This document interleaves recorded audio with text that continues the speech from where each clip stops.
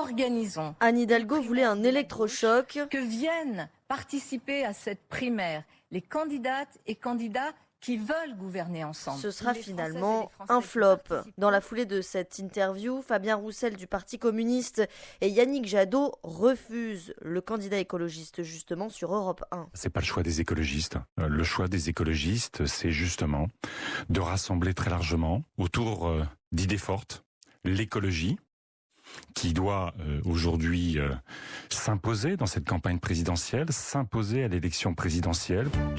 Dans les médias, les journalistes tentent de comprendre d'où vient cette proposition soudaine de la maire de Paris, cette volte-face qui a pris de court un peu tout le monde. L'organisation d'une primaire citoyenne, est-ce une manière polie, Olivier Faure, de dire qu'elle n'ira pas jusqu'au bout? C'est tout l'inverse. C'est tout l'inverse. Mais le problème aujourd'hui, quel est-il?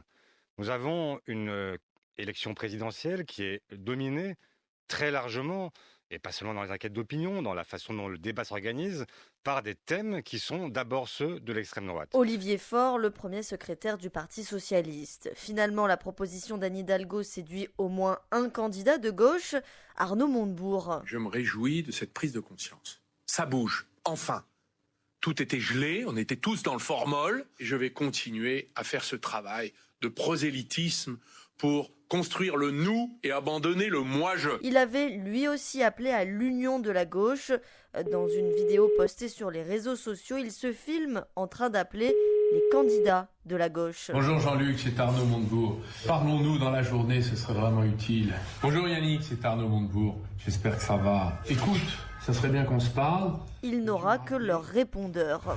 Essaie de me rappeler dans la journée mes amitiés. Au revoir. Mais alors, pourquoi cette idée ne passe pas?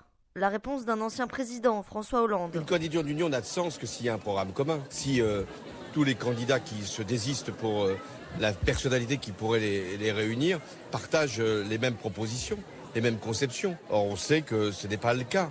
Ou si ça devait être le cas, ça aurait dû être préparé depuis très longtemps, ça ne s'improvise pas. Et qu'en pensent les électeurs de gauche? Pourquoi pas? Ouais, non, ça pourrait être une bonne idée de réunir la gauche ensemble. À partir du moment où t'es bas, il faut que tu te regroupes. Pouvoir se réunir, c'est une force, oui. Forcément, ils auraient plus de voix parce que là, pour l'instant, en gros, la gauche va jamais passer. C'est ce que le pays attend, en tout cas, en termes de contre-pouvoir ou de contrebalancement de l'extrême droite qui prend du terrain et on n'a rien à proposer en face. Donc, il faut qu'ils s'alignent derrière un candidat. En attendant, Anne Hidalgo poursuit sa campagne. Elle était ce week-end sur les terres de l'extrême droite, dans le sud de la France, à Perpignan, pour son tout premier meeting. À Paris, Magali Homo pour Média 1.